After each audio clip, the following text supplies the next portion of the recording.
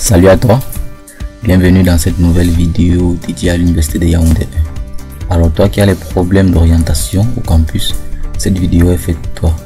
Ainsi, nous allons passer à la présentation des salles de composition, salles de travaux pratiques, lieux de publication de notes, lieux à connaître en cas de problème. Alors on se retrouve dans un instant.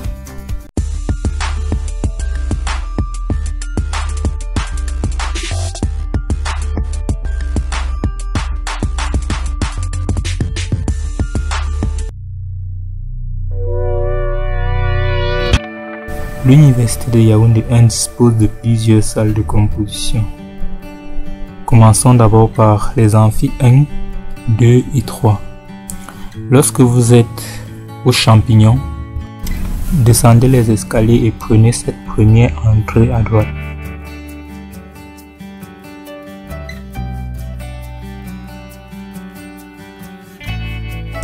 Immédiatement à votre gauche se trouve l'amphi 3. Pour apercevoir l'amphi 2 et 1, avancez et longez le couloir du côté droit. L'entrée de ceux-ci se trouve l'une face à l'autre.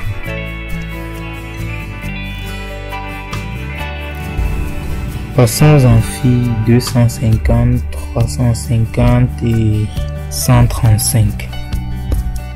Ils sont tous situés à cet endroit, donc faut bien regarder l'environnement pour se retrouver aisément. Vous pouvez aussi passer par la route principale et prendre le passage qui se trouve à ce niveau.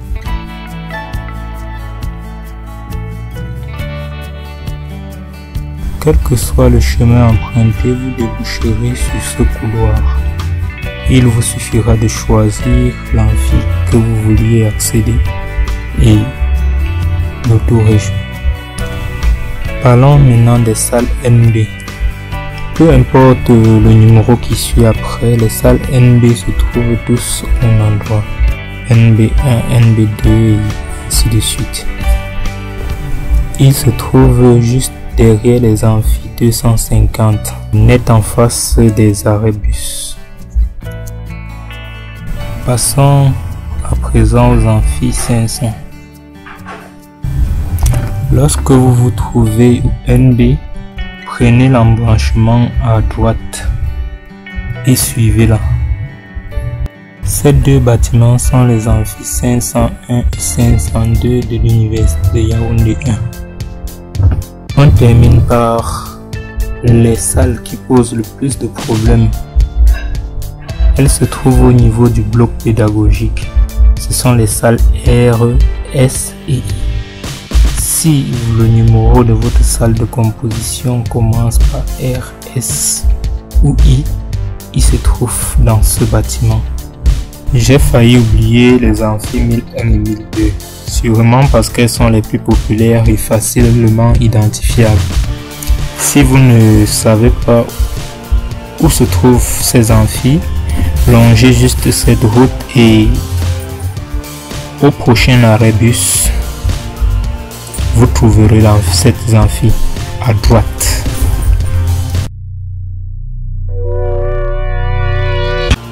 Vous vous rappelez comment on fait pour arriver aux amphis 1, 2 et 3. Alors c'est la même procédure pour arriver au bâtiment 2. Il se trouve net là en face de vous. À l'étage du bâtiment 2 se trouvent les salles de TP, de géologie et de physique. Le bâtiment 2 étant bien identifié, passons au bâtiment 3. Le bâtiment 3 est l'endroit où se déroulent les TP de biologie.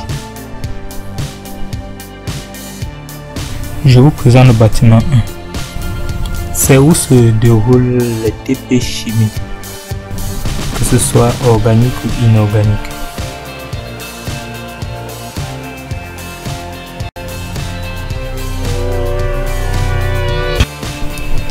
La majorité des notes sont publiées au niveau du grand barbillard. Le grand barbillard, lui, est situé en face du bâtiment 3.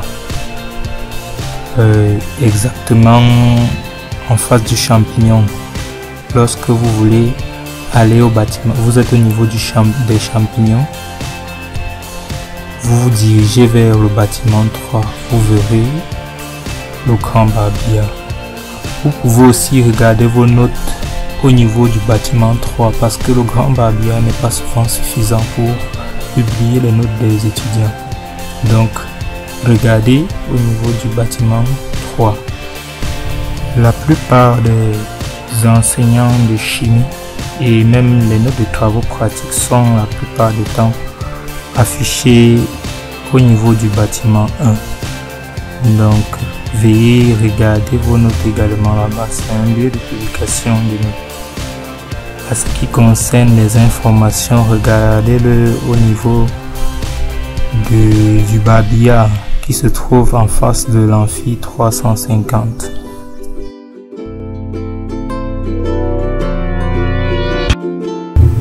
Commençons par l'association des étudiants de la faculté des sciences, en abrégé l'AIFAS. Il est situé au niveau du bâtiment 1 au sous-sol. Il règle bien vos problèmes, mais la difficulté c'est qu'il faut être inscrit au prix de 1000 francs pour avoir accès à leur service. Le bureau du vice-doyen. Ici on règle vos problèmes d'affichage de notes, de noms qui n'apparaissent pas dans les listes et bien d'autres. Ici il suffit de rédiger une requête et de déposer. Dans la plupart des cas, elle aboutit. Les extensions. Il existe 3 extensions à l'université de Yaoundé 1 Fac Sciences. Là se déroulent les cours, les travaux pratiques et on retrouve également les bureaux des enseignants.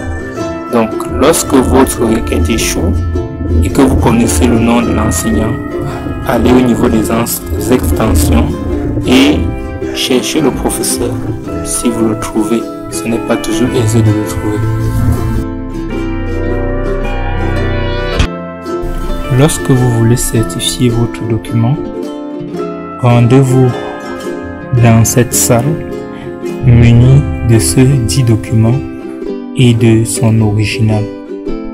Que ce soit votre fiche d'inscription, votre reçu de paiement, n'importe quel document que vous voulez certifier, certifiez-le à cet endroit-ci.